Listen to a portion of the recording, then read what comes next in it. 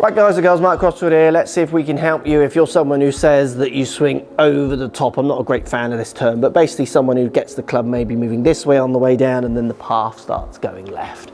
Let's give you some of my top drills that just work with people. If you use these drills over time, you'll find that you will improve your club path if that's what you need improving.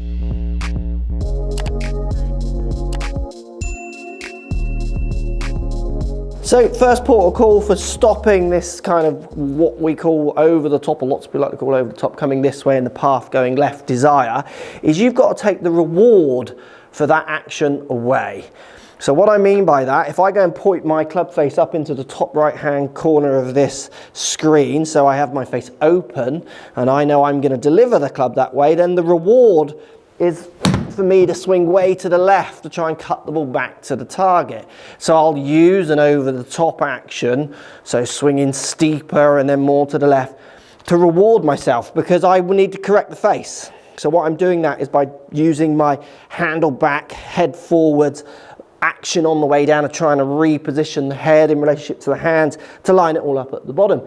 You've got to take that reward away, meaning you've got to get the face working very differently. So ideas number one that just get people's paths changing without them feeling they have to actually swing on a different path. Number one, let's make sure you're seeing a good 3 knuckles on the lead hand and that the right hand is more to the right side of the club. So get away from any weak grips, trail hand too far over and next to no knuckles on this bottom hand. So making sure your grip is more neutral to slightly strong rather than weak. Again, that's trying to take the reward away of having an open face and swinging across the ball. We're going to try and get the face to work in the other way.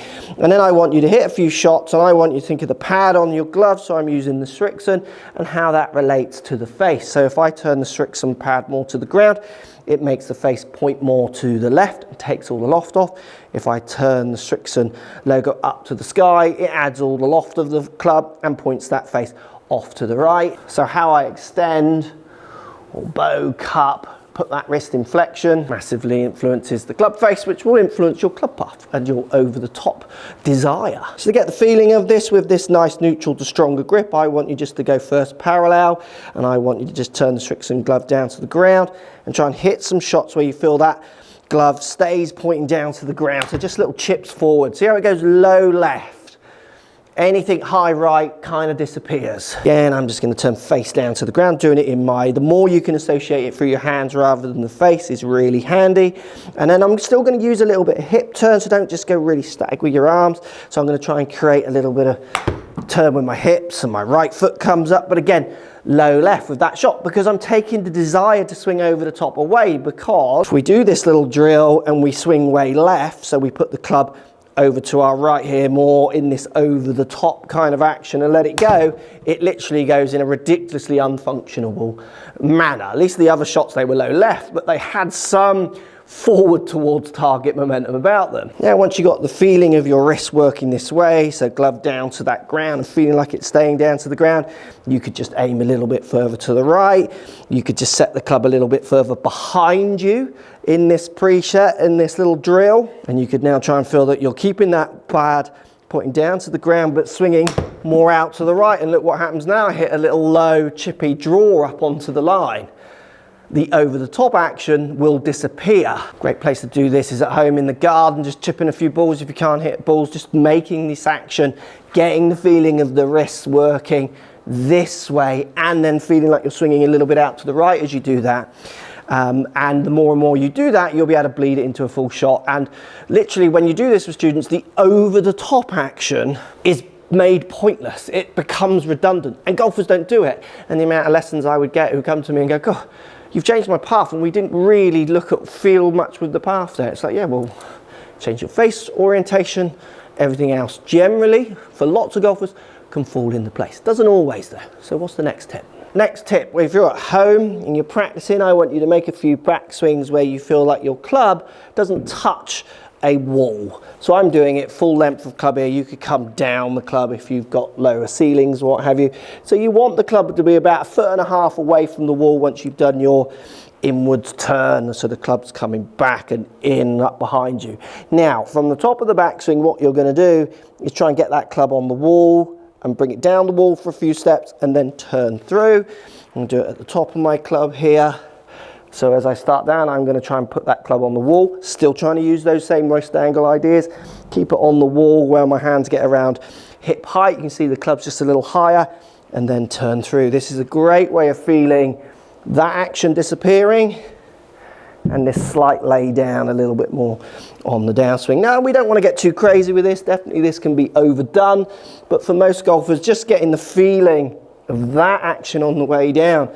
You can even feel, is it your hips that's doing it? Is it that you feel that you leave the club up there and let your hips go? Is it that you rotate your shoulders and your hips while trying to hold those wrist angles back? Lots of golfers have a lot of success with this, about getting them to feel the handle. So actually feel like the black handle, the gloved, the bit you're holding, the grip, to feel like the bottom end goes below this end as you start down. That's a great feeling, and get away from this sometimes if they're not feeling it. And then try and put those actions into a shot. And it's the same with the first drill. Once you've done this a few times, try and put it into a full shot, or if it's more about trying to feel like you're laying that shaft down a fraction as you come down, so you're feeling like you're just coming down that wall a little bit. Then try and put it into a few shots and see how it interprets, because the skill with any drill is being able to interpret it out into a shot.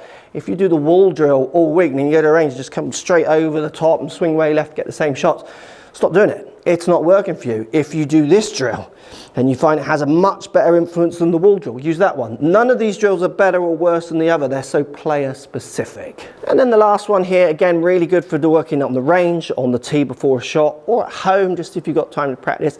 And this is a great one for promoting a feeling of a movement. So the more you do this, I often find with people off course or away from balls, it really then starts to reflect onto their shots quicker. So don't be afraid to get this happening in your office, at work, just 5 minutes a day. If you get this feeling, it can really change people's club paths. Really simple, just make your normal backswing. Then what I want you to do on the way down is I want you to take your trail hand off. So for me, my right hand, place it just on the shaft where the shaft meets the grip, just with the palm pointing out to the sky, so like a clapping action here. And as you start down, just slightly push that club down. So feel like this hand just pushes the club down, because what that's going to do, it's going to get your trail shoulder moving a bit this way, which is what you want to do to try and get that club working a little better on the way down. Often for people, what happens when they start down is they want to go this way, so the trail shoulder wants to go this way, which throws that club over. So again, normal backswing up to the top, trail hand off, just slightly push it down, just a few feet at the start, and then just let that club come through. Again, this is a great one for getting the feeling just in that transition. See how almost this hand goes out, this one goes back, and then out to the ball. And then again, if you are at the range doing that, then try a shot. You might find that works best if you do one of these and then a shot. It might work that you do 3 or 4 of these and then a shot. Find the pattern that works best for you. So 3 great drills there that could help you really get control of your club path. Remember, with all of these, the key is to control the club face. So if you're someone who can't control the club face, so those wrist angles from that first drill, and you're trying to do this action, you are going to get yourself a little bit double whammy unstuck. Because if you start moving the path straighter or to the right, but you haven't addressed the face, remember, like I said at the start, you've got to take the reward away for wanting to come over the top, to wanting to swing out this side and to the left. And that is coming from the face, which is why that first drill can be bled into any of the other 2. So that pad down to the ground and then up to the top, feeling this action, or the wall, bleeding them together might be the answer. Thanks for watching. Let me know in the comments down below if any of these ideas help, if you've tried them before and had success or not. Maybe share with us in the bottom so we can all learn from your ideas as well. And remember, nothing replaces a one-to-one lesson, something that relates more to you. These are ideas that you can take to your coach. Hopefully they help, and they might save you a bit of money, but hopefully they might make you spend a bit of money on some one-to-one lessons with a good coach. Thanks for watching as always, and we'll speak to you soon.